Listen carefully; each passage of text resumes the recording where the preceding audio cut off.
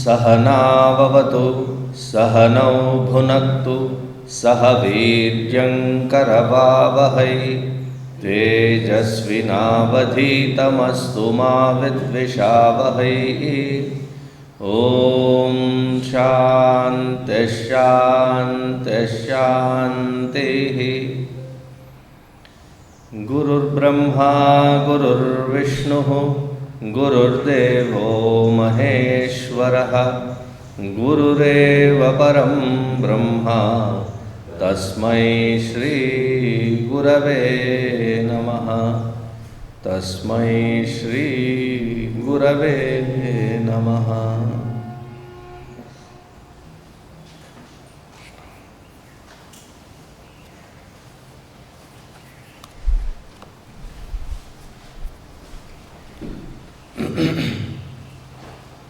कटाक्षकिरणाचान्त नमन्मोहाब्धये नमः।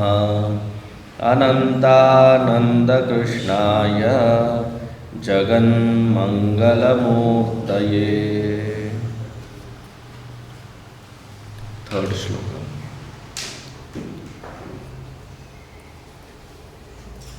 Page 16। मय्येवोदेति cidvyomni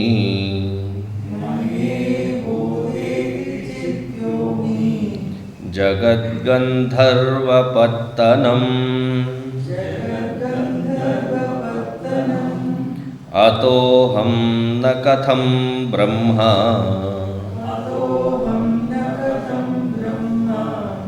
sarvajñaṃ sarvakāraṇam।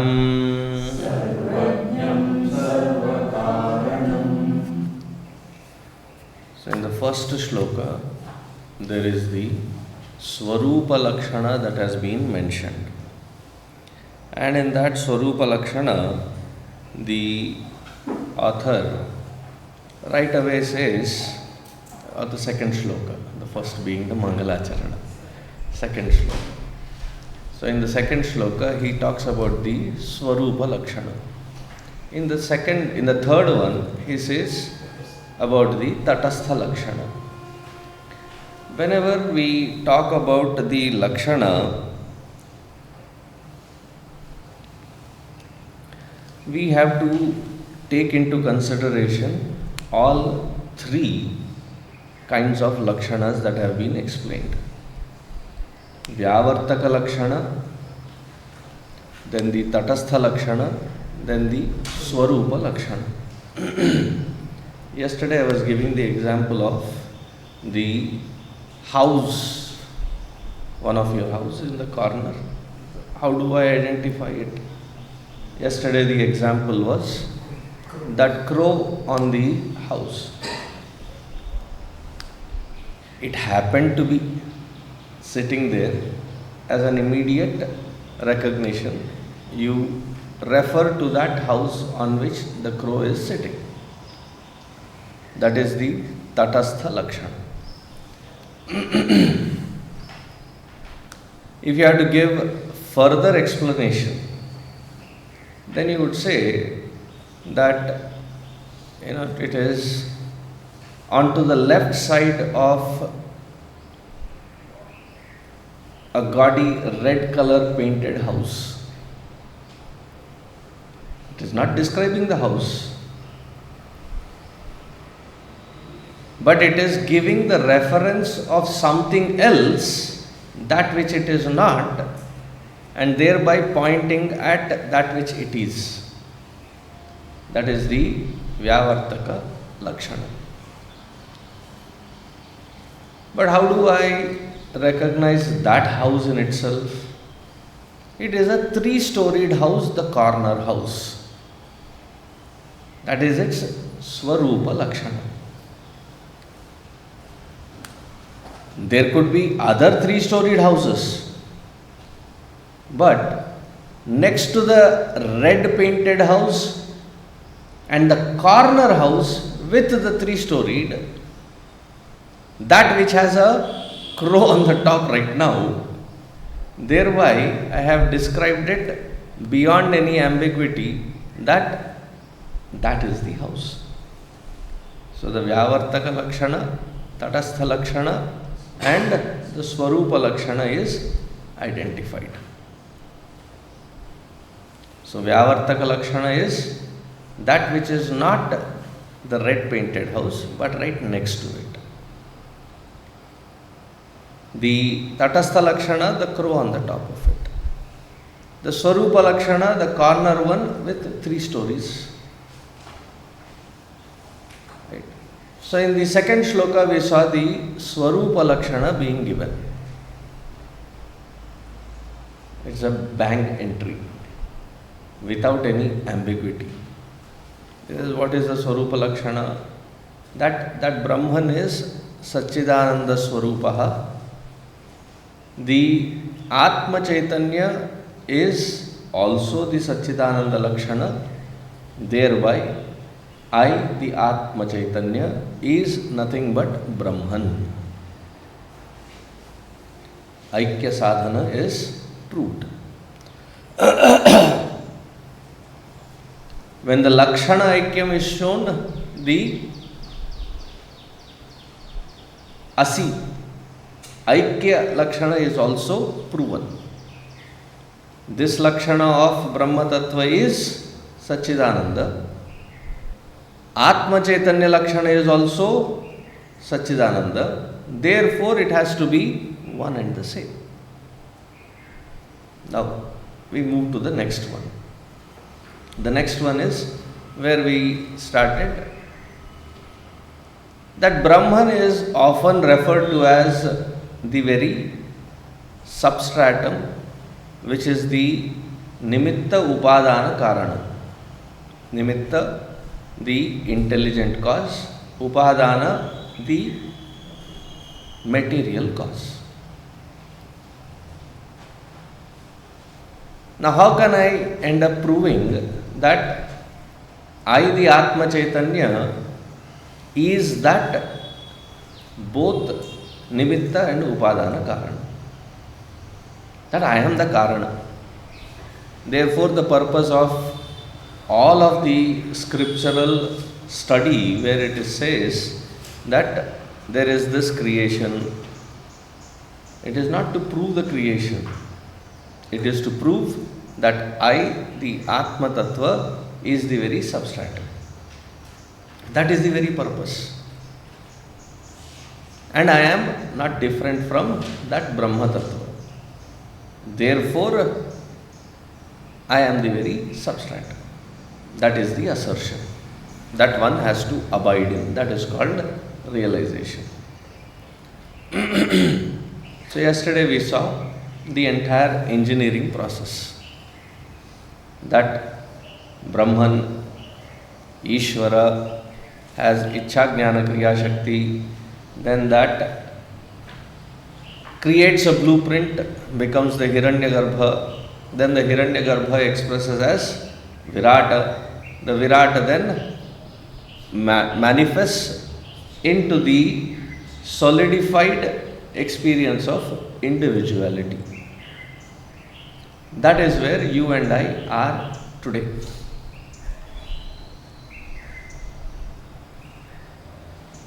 Therefore, there is a confusion. Because my entire sadhana that I am trying to do is as though to justify being the body, mind and intellect. Whereas the purpose of sadhana is to relinquish the idea of being the body, mind and intellect. But entire sadhana is done only with that perspective. See, when you are doing a process called puja, yes, it can be done for all the kinds of sankalpa to be fulfilled. But it is also a very good tool to remove that kartrutva and bhoktrutva. That I am not doing this for any kind of sankalpa other than Vishnoho prityartham idamaham karishye. I am doing this for the pleasure of that Bhagavan himself. Where I am not doing it for any other agenda, hidden or otherwise, within my sankalpa. But then we apply the same technology that when we sit for Shravana Manana Nididhyasana also, Dehoham Bhutva, Manoham Bhutva, Buddhyoham Bhutva, Aham Brahmasmi iti Abhyasam Kuryat. I do the abhyas of Aham Brahmasmi. It's a contradiction. This is very limiting in its experience. But I am somehow convinced that this logic that I am Brahman also sounds good. But how do I want to achieve it? By being this body, mind and intellect. Therefore, the confusion persists. We have done several texts for several years. We are continuing sadhana. There is a lot of churning that has happened, but yet yathasthanam pratisthapayami. Wherever I am, that is where I find myself even after years. Why? Because the basic concept of why that I am doing is not to prove and substantiate me being continuously the same body, mind and intellect again and again and again. The examples that I had given was that in spite of all of this Vedanta, we still continue to interact saying, I am getting old, I am irritated, I am very sharp. I am neither getting old, nor agitated, nor being sharp. Those are the attributes of the instruments, but instead of seeing it as the instrument's qualities or attributes, I behave as though they are my attributes.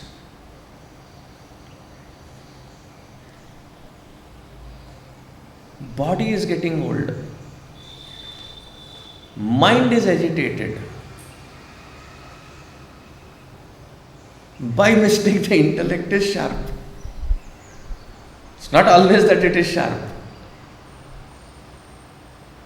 By evening, we are trying to watch, or has it ever happened that I am on the phone, but the whole day I've been so busy, I've been tired, and I'm attending the call,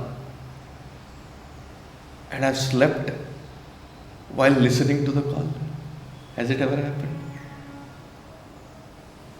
Or while watching TV, the remote falls, then you realize until then you were sleeping. The intellect is not sharp at that time. By mistake, at this point, it is sharp. It is the sharpness of the intellect, it is the agitation of the mind, it is the aging quality of the body, but I attribute it as I am. The conscious existential principle is being extended to that which it is not.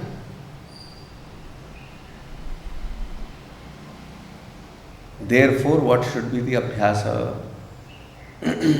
So the shloka says, this much we have seen yesterday. It was just to bring us back to that point from where we can continue. So the shloka says that mayyevodeti cidvyomni. Now in order to understand this, first let us take the example of our dream world. Whenever I am in Nidra, there is a dream world that which we efficiently project. Nidra is avidya. Aham kimapi na janami, it is avidya. So that with that avidya shakti, there is a vikshepa. Vikshepa, there is a projection. And how is that projection? That projection is where I see the entire amazing world is created, projected. Right? We all experience it. And in that, I also become the dreamer. Does the dreamer in the dream function through the dream with the idea of a luxury that I have created this?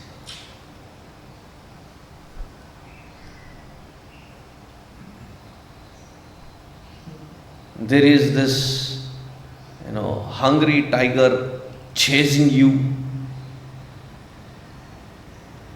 and you run through the forest. You reach to that end point wherein there is a cliff. In front is the tiger, in the back it is the cliff. Either you get eaten or you get to jump. You being a samskari mind, you start doing Trambakam yajamahe sugandhim pushtivardhanam urvarukam vandanaat mrityormukshiyam amritaat. The tiger is also your own projection. It is also a samskari tiger. In its palm it takes the water and says Brahmarpanam Brahma vi Brahmagno Brahmana utam.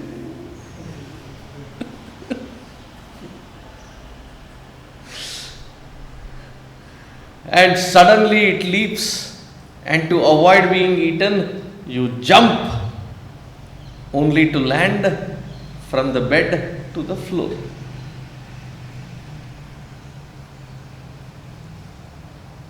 When you wake up from the dream, see around, check yourself and say, Acha, thank goodness it was only a dream. But in and through that entire dream which was projected through the avidya, that where even I, the dreamer, was an integral part of it, the entire set of events that have transpired in that event called dream, the entire space and time in that particular projection, do I ever during the dream behave as though chalta hai, this is me projecting it? It is a tiger that is chasing me, thou shalt change into a lamb. Do you ever?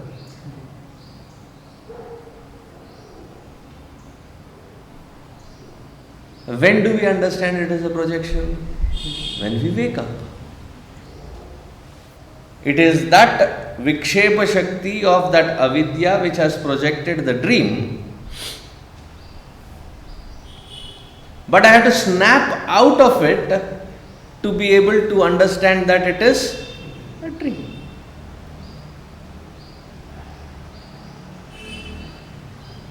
So then we end up hearing people say, thank goodness, this is the real world, and that was the dream world projected reality.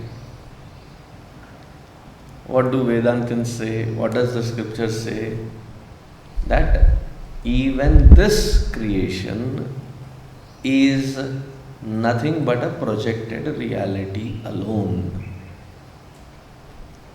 In fact, the vehement statement made is, if anything is seen as an experience, anything seen has to be nothing but a projection.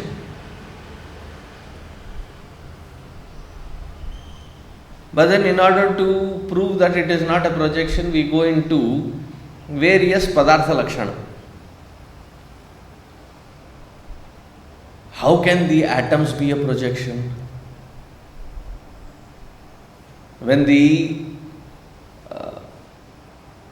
you take out in the morning the curd, which you have left for curdling yesterday night, you say milk is the karana, curd is the effect of it, the karya of it. How can I be the karana for it? The tree, the karana for it is the seed. How can I be the karana for it? How can that Brahman be the karana for it? We take into such logic. So therefore, the example given always is the snake on the rope. Now when you have projected the snake on the rope, you did not think that it was a projection. You thought of it as a reality. Is there any swarupa lakshana of that snake in that rope? Have you ever touched a snake?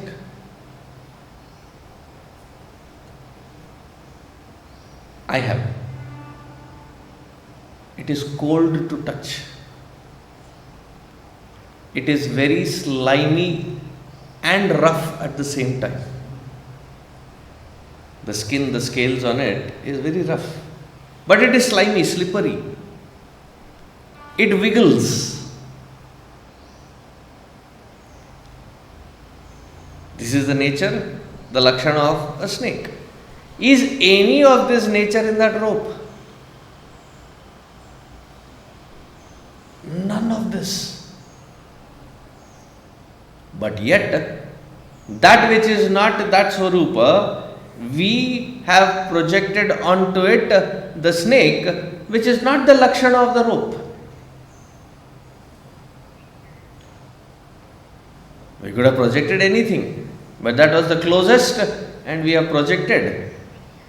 And we are scared because of not its existence, because of my projection onto that. There had to be a rope on which the snake has been projected.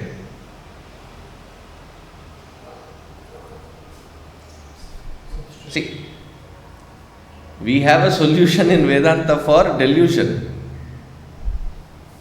not a solution for hallucination. Hallucination is an aberration. It has to be treated. Now, for that to be projected, there has to be a rope. And the moment I realize that there is a rope and rope alone, nothing but the rope, as the very substratum, as the very existence, what happened to the snakeness? The snakeness has completely been understood as non-existent. The reason I am picking those particular words, when we say disappear, there is always a probability that snake can reappear. Chup gaya. Therefore, I am not using the word manifest and unmanifest also. It's non-existent. It could have existed only as a projection.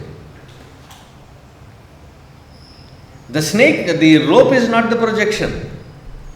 Onto that which exists, something else has been projected.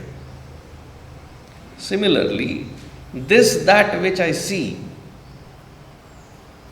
is the projection, just like in the dream state, it was the projection of avidya, vikshepa of that avidya. This creation in the waking is the projection of that Maya Shakti. So one more question can be asked here. See, that projection is my individual projection. Just like what I dream, there is no possibility that you can dream it. My projection is different. Your projection is different. Isn't it? Get the stipulation properly. In the dream, my projection is different, your projection is different. There is no commonality there. But here, what I call as a projection in the waking world, I see it as a chair. I see this as a mic. I see this as a table. Don't tell me you see it something different.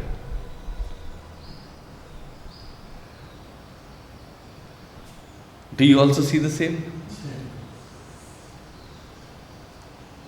The dream I can understand is a projection, my own projection, because it is different and it was my own thing, I can see it.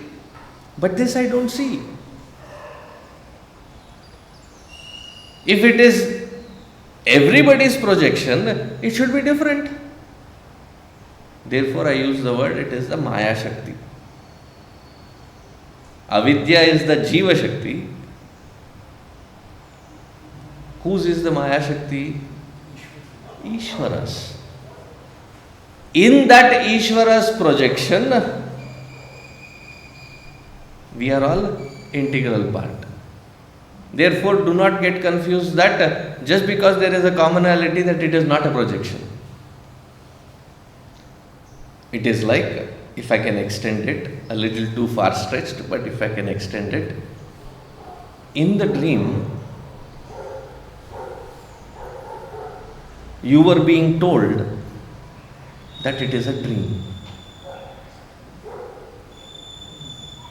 In the dream, somebody told you, which is a part of your own projection, telling you that, beta, all of this is a dream.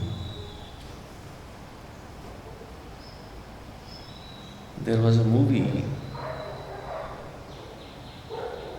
was it called Inception? Inception, yes. So in the movie, if somebody were to tell you that it is a dream, we will not take it seriously. Because it appears as though that the dream world has always existed. I am now someone that comes and goes in that dream. Similarly here, in this projection which is of the Maya Shakti, we are trying to analyze and ascertain that it is a projection. What can be the cause of this creation? So the science says there was a big bang. Atoms are the building blocks of this creation. Anything that is a part of the creation, that which is seen, cannot be taken as the cause of it. Something other than it has to be the cause. And that other is what is being highlighted as mayyevodeti. It is I, that conscious principle, that has to recognize it. Without that recognition, there is no world. In the Sushupti Avastha, there is neither the projection of the avidya nor the projection of the Maya. Therefore, there is no experience. But even though there is no experience, I still continue to persist.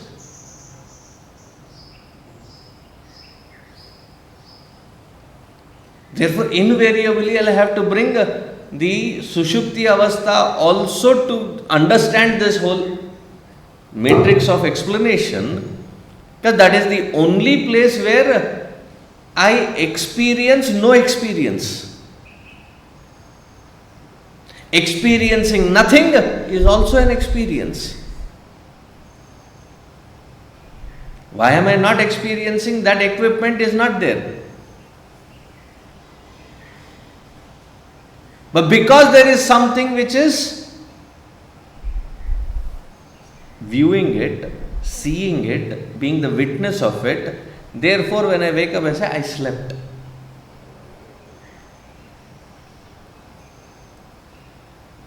To understand this, supposing there was a CCTV camera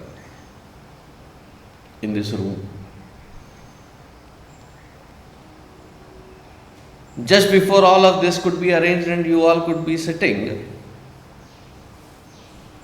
it was dark, there were no lights, the CCTV was still running.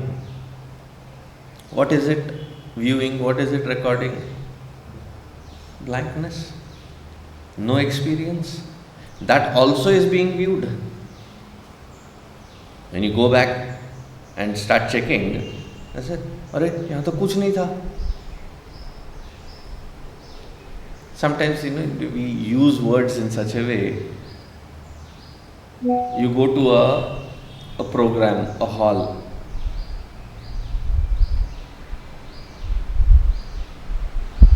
Swami Sarveshananda's talk in a hall. You went there. There are hardly 2-3 people.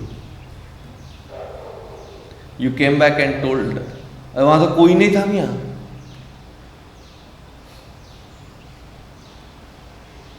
When you say कोई नहीं था, there was a Swami Sarveshananda, there were 2-3 people, there was you who was witnessing it. How can there be no one? Even if there were no one, you were still there. Supposing the program got cancelled, there is neither Sarveshananda nor the people. You went there, you were not aware that the program was cancelled. Then what is our statement? Our statement is always from the perspective that when I say there was no one, other than me there was no one. Isn't that the statement? That means you were there. Therefore, in the Bauddhavada, when they say it is all shunya, cannot be a complete statement, because there was somebody that was observing that there was shunyatva, and that which was observing that shunyatva is what we call as a Chaitanya principle. mayyevodeti. All of this springs forth from me. And where does it go? It merges back unto me, into me.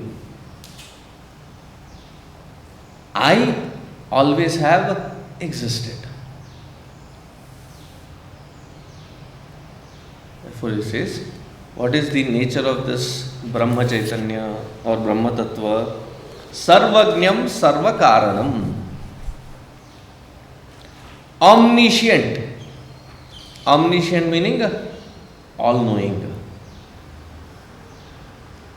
Sarvakāraṇam, the very upadana, that which is appearing as the material as well. Similarly, for my dream, who is the efficient cause or the intelligent cause? It's I alone.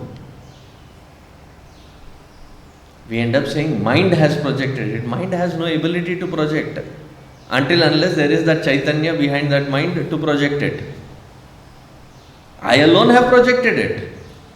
I am the efficient cause. What has appeared as a dream? It is me alone who has appeared as all the material, the expanse of that dream. What about all the sequence of events, the time and space of that experience?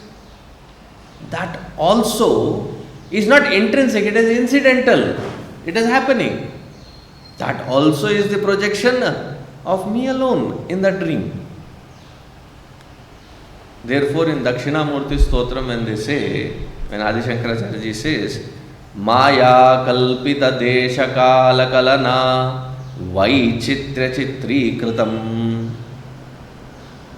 Maya kalpita desha kala kalana, the time, space and all the different kinds of multitude that we see is just a projection.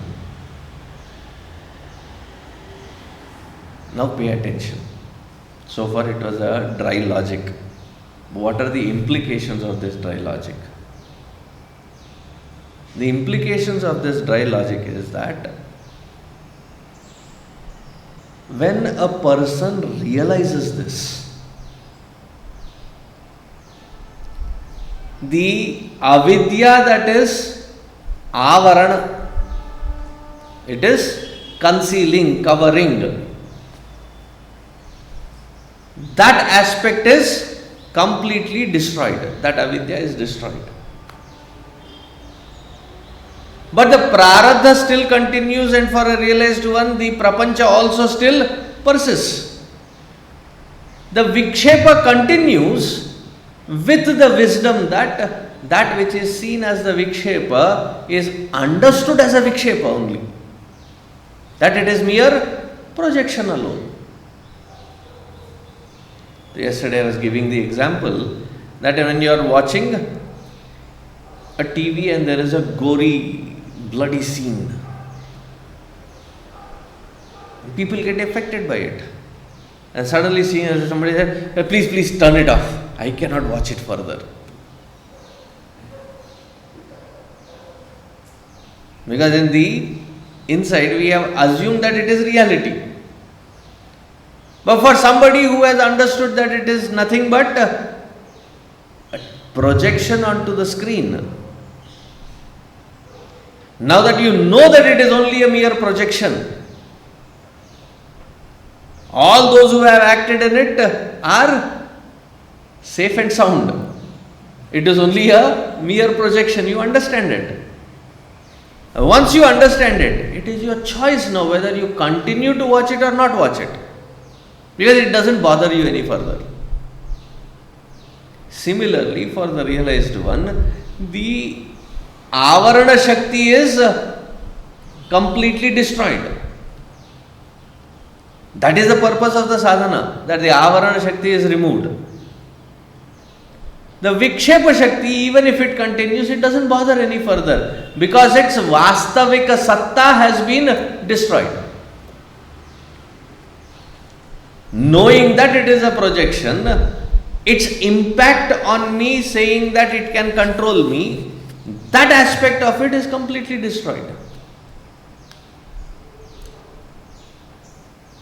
Am I getting across? Do you want me to repeat it again? There are two Shaktis, Avarana Shakti and Vikshepa Shakti.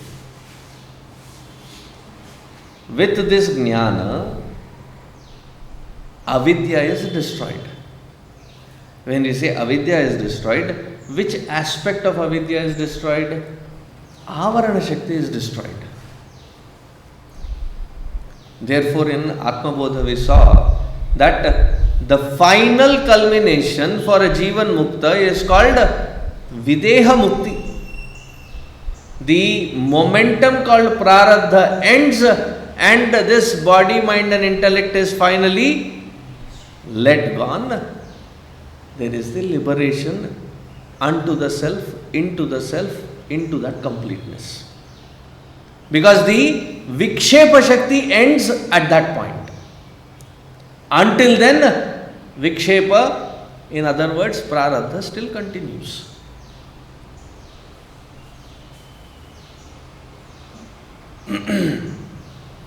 Therefore, even a realized one never complains, why is this happening?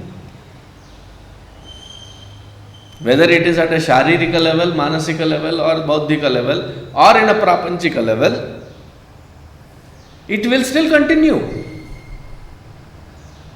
The people who assume that because somebody is a realized one, their body should not suffer. That is the prarabdha effect, it will continue.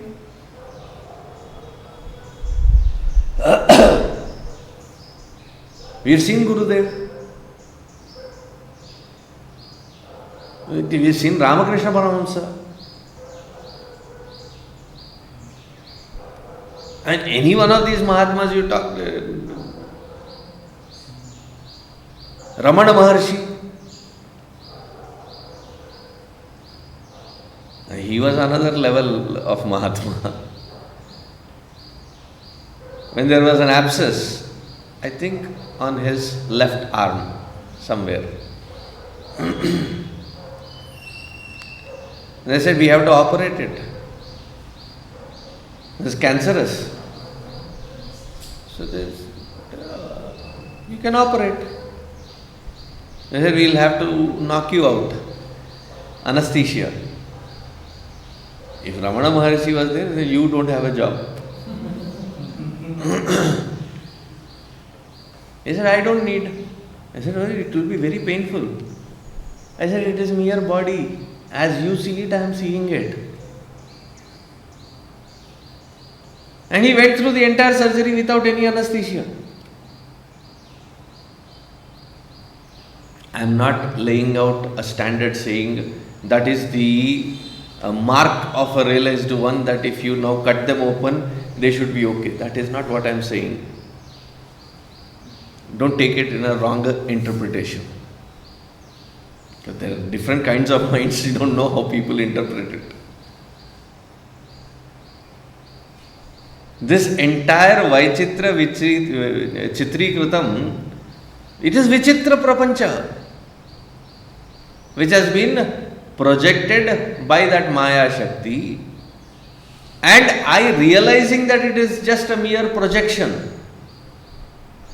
Every aspect of it, starting from where? Idam Shariram Kaunteya, starting from here onwards. This body, this Antakarana, the entire complex of it, from there onwards, everything is just a mere projection.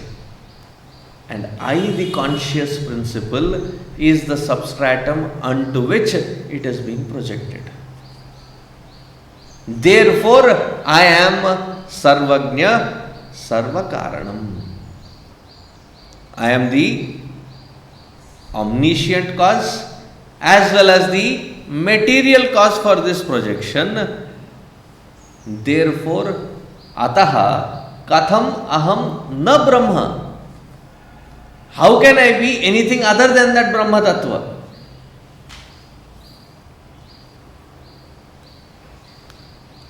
So an example is given to ease us out. Yes. Cidvyomni jagadgandharvapattanam. When we were young, we used to have smaller houses. And when we used to have lots of guests, we would all, even without guests, we would all be going upstairs onto the terrace and have a spread of mat, and all kids would be sleeping there. Anybody experience that? What a glorious time it was. No TV, no screen, no nothing.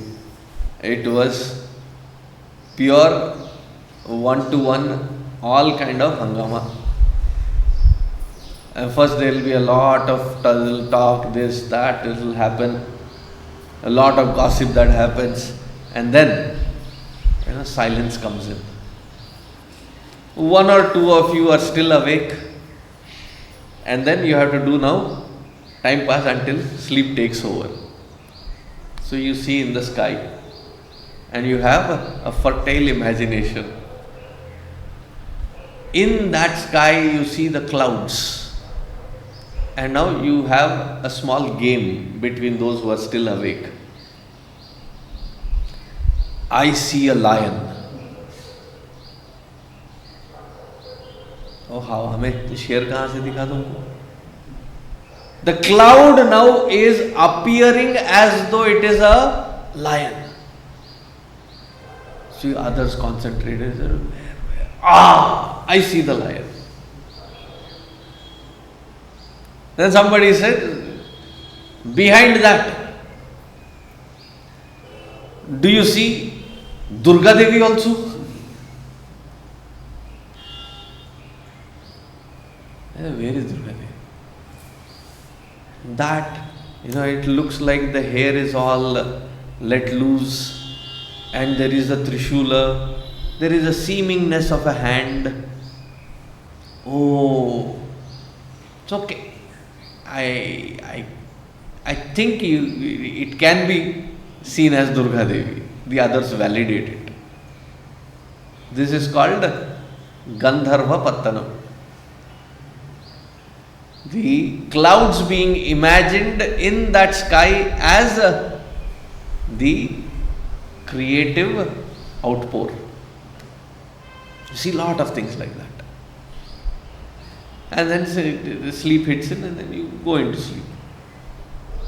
In that Akasha, as the children project these various beings in that sky, similarly, in the cidvyomni, in the space of this conscious principle,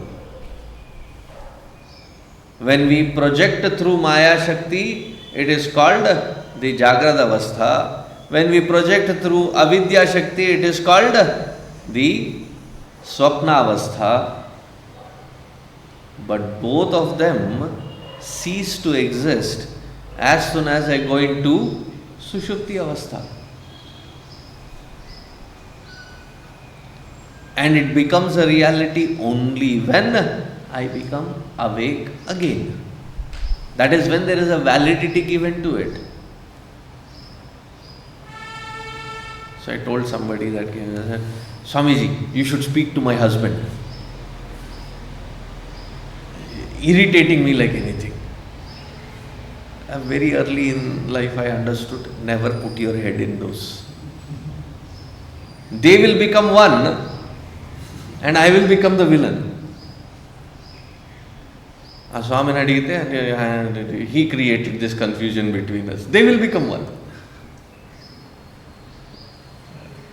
And very jovially I said, you feel like scolding him? I said, yes. Do one thing. Feed him all the food, curries and other things which he likes. Sumptuously tonight. Then he will sleep. I said, that is what I want. Let him sleep. And after he starts snoring, you start scolding him. What is the point then?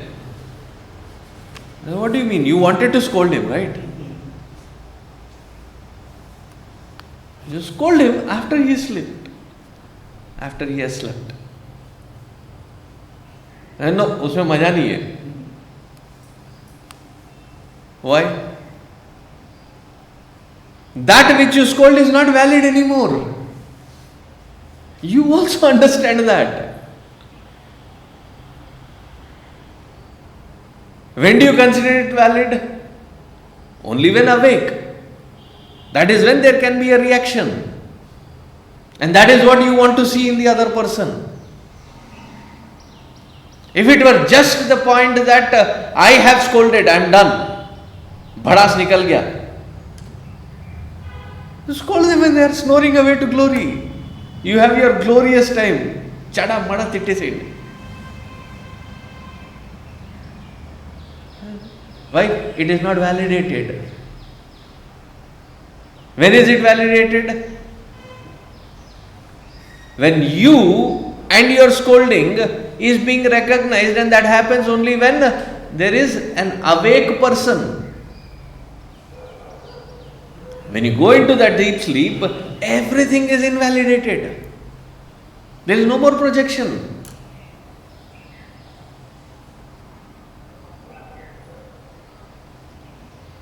Now, even if we intellectually grasp this, what is the amount of seriousness that we give to this Jagrad Avastha?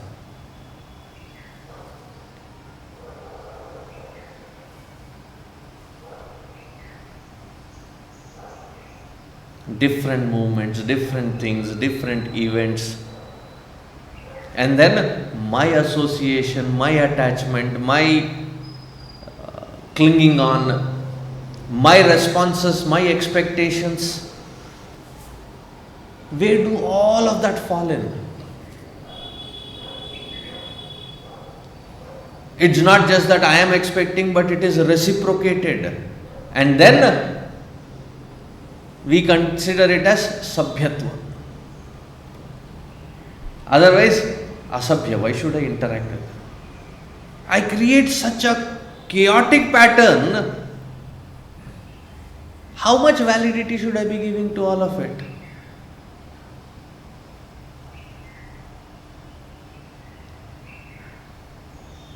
The moment I realize it,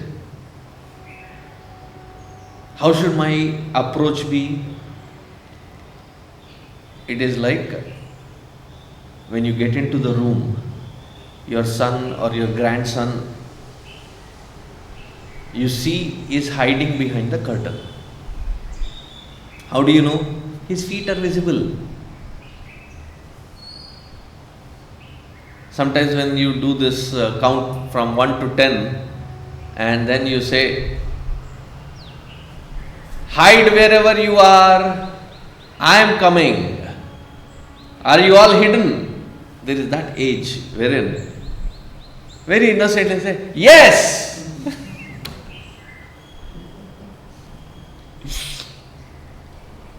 They have revealed where they are. Have you gone with your kids in that phase? It happens. So you see that the kid is hiding behind the curtain. You can, as an adult, go pull the curtain. I know. And then you go, and that fellow is like, Though you know, you stand there looking in the opposite direction and you even purposefully call out, where are you? You even hear that fellow giggle in the back. देखा उल्लू बना दिया. And then suddenly comes and says, boo! What do you do to that boo?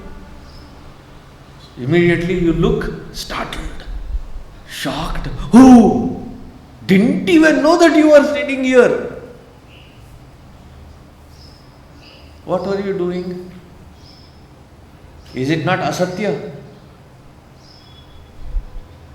What satya satya? It is just a play.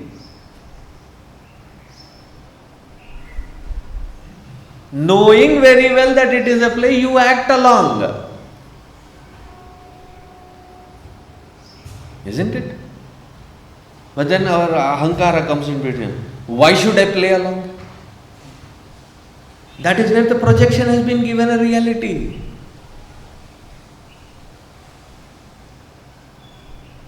Am I getting across? Knowing that it is a play, act along, but act sincerely. If somebody is playing a character and doesn't act properly, do you think that movie will become a hit? How should they engage themselves in that particular play or role? Don't we say, usko jeena bhi. You have to live that character. Knowing that this is the character, live that character to its utmost fullness. Knowing that it is only a play. It's a projected reality and I am playing the part of that projection. How much validity should I be giving to it more than that?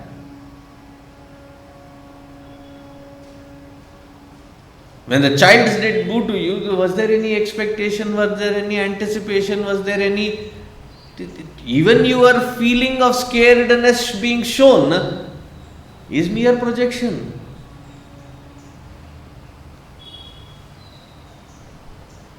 Don't try to bring values, morals, ethics. Is it satya? Is it asatya? It is mere play. In that, what are you trying to find?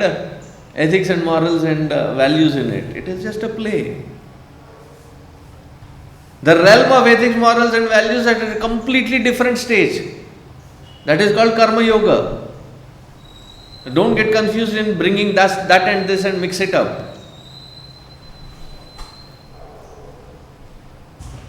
That is how a Jivan Mukta lives, wherein knowing that this is a projection. And how can he bring himself to play the role with such sincerity? Because it is my own extension to my own extension. What is my attitude? Kadachin na aham apriyaha. There is only that likingness and love that outflows. Therefore, however it be, when Buddha came across Angulimala, everybody was scared. There was no fear in his eyes. Why? Even Angulimala was surprised. When everybody is scared of me, aren't you scared of me? He said, no. And that one thing changed that Angulimala. He became one of the prominent students of him. A psychopath.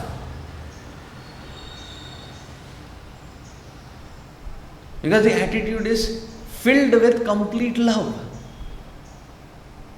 And in that complete love, there is not even an expectation that my love should be recognized.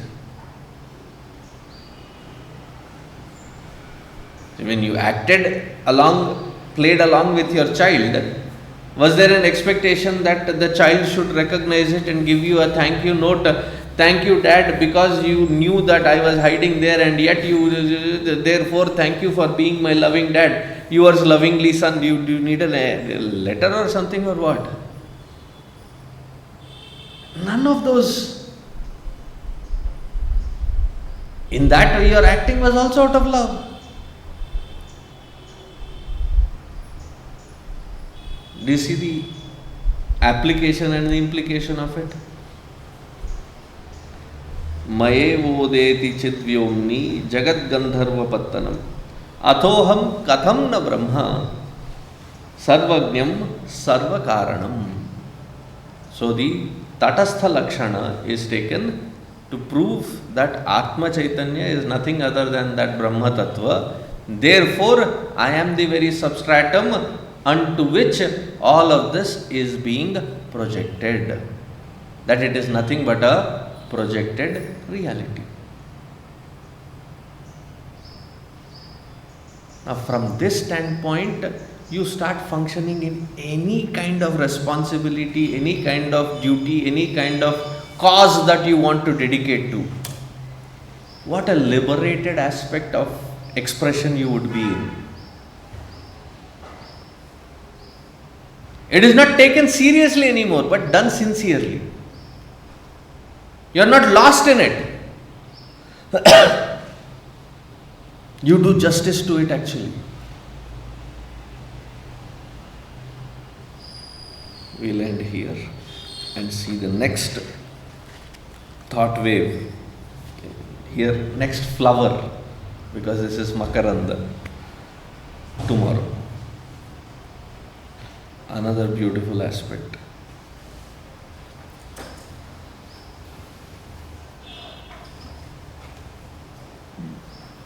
Just a prelude to tomorrow's. Being this identified with body, mind and intellect, perishing, I don't know what happens after. How do I come to know that I persist to exist? That I don't perish after this? So the Abrahamic religions, they say, YOLO. You live only once. One time chance. We in Hinduism say, YOLAM. You only live until moksha. But how do I come to logically ascertain that I continue to persist? That there is no end to it. I being that conscious principle, I am eternal. That we will see tomorrow. Om Sarve Bhavantu Sukhinah, Sarve Santu Niramayah, Sarve Bhadrani Pashyantu, Ma Kasyat Dukkha Bhag Bhavet, Asato Ma Sadgamaya, Tamaso Ma Jyotirgamaya, Mrityorma Amritangamaya. Om Purnamadah Purnamidam Purnat Purnamudachyate Purnasya Purnamadaya Purnameva Vasishyate. Om Shanti Shanti Shanti. Hari Om Shri Gurubhyo Namaha. Hari Om.